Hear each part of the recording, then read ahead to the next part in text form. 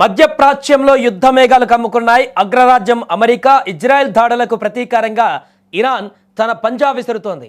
తాజాగా హర్ముజ్ జలసంధిలో వెళ్తున్నటువంటి ఒక ఆయిల్ ట్యాంకర్ పైన ఇరాన్ భీకర దాడికి తెగబడింది. ఉదయం నుంచి మనం చెప్పుకుంటాం, హార్ముజ్ జలసంధి ఇప్పటికే బ్లాక్ చేసేసింది.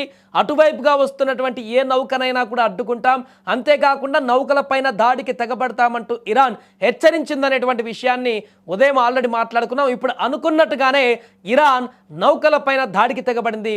ఈ ఘటనలో 4 భారతీయ నావికులు తీవ్రంగా గాయపడడంతో భారత్లో ఇప్పుడు తీవ్ర ఆందోళన మొదలైంది. ఒమన్ తీరానికి కేవలం 5 నాటికల్ మైళ్ళ దూరంలో ప్రయాణిస్తున్నటువంటి స్కైలైట్ అనే ఆయిల్ ట్యాంకర్ పైన ఇరాన్ దళాలు దాడికి తెగబడ్డాయి. ఈ ఘటన ప్రపంచవ్యాప్తంగా పెను సంచలనం సృష్టిస్తుంది. పలావు దేశపు జెండాతో ప్రయాణిస్తున్నటువంటి ఈ ఆయిల్ ట్యాంకర్లో మొత్తం 20 మంది సిబ్బంది ఉన్నారు. అందులో 15 మంది భారతీయులు కాగా మిగిలిన 5 ఇరాన్ జాతీయులు. దాడి సమయంలో జరిగినటువంటి పేలుళ్ల దాడికి 4 సిబ్బంది తీవ్రంగా గాయపడ్డారు. సమాచారం అందుకున్న వెంటనే ఒమెన్ మారిటైమ్ సెక్యూరిటీ సెంటర్ రంగంలోకి దిగింది. క్షతగాత్రులను హుటాహుటిన సమీపంలోని వైద్య కేంద్రాలకు తరలించి చికిత్స అందిస్తున్నారు. అదృష్టవశాత్తు మిగిలిన భారతీయ సిబ్బంది క్షేమంగా ఉన్నట్లుగా సమాచారం అందుతోంది. ఇక Iran supreme leader Ayatollah Ali Khamenei మరణం తర్వాత మధ్య ప్రాచ్యంలో పరిస్థితి అత్యంత దారుణంగా మారింది. అమెరికా ఇజ్రాయెల్ లక్ష్యంగా ఇరాన్ ప్రతీకార దాడులకు దిగుతుంది.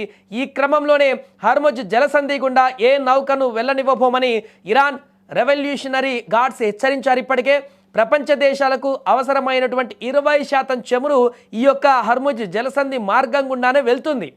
ఇప్పుడు ఇరాన్ దాడులతో అంతర్జాతీయ చమురు మార్కెట్ కూడా ఒక్కసారిగా వణికిపోతుంది.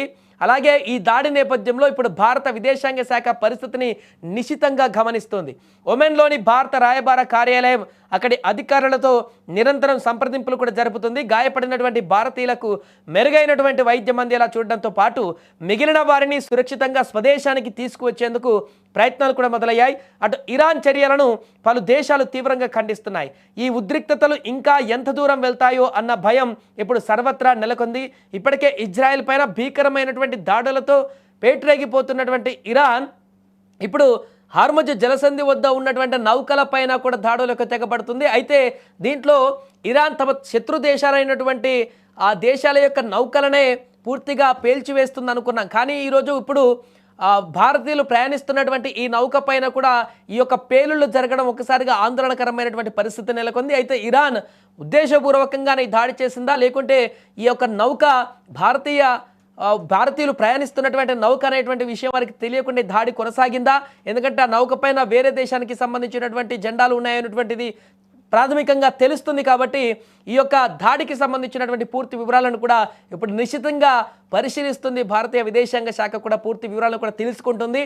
అలాగే అక్కడ గాయపడ్డటువంటి భారతీయుల యోగక్షేమాల కోసం కూడా ప్రత్యేకమైనటువంటి కాల్స్ కూడా చేస్తున్నట్టుగా తెలుస్తుంది. ఒమెన్ అధికారులతో మాట్లాడుతూ వారి యొక్క భద్రత గురించి, మిగిలినటువంటి వారి భద్రత, అలాగే గాయపడ్డటువంటి వారికి మెరుగైన వైద్యం అందించేటువంటి విధంగా మానిటరింగ్ చేస్తున్నట్టుగా కూడా తెలుస్తుంది. ఏదేమైనా కూడా జలసంధులు అంటే సముద్రంలో నౌకల పైన కూడా ఇరాన్ ఇప్పుడు దాడులకు తెగబడ్డం అనేది సర్వత్రా ఆందోళనకరంగా మారింది.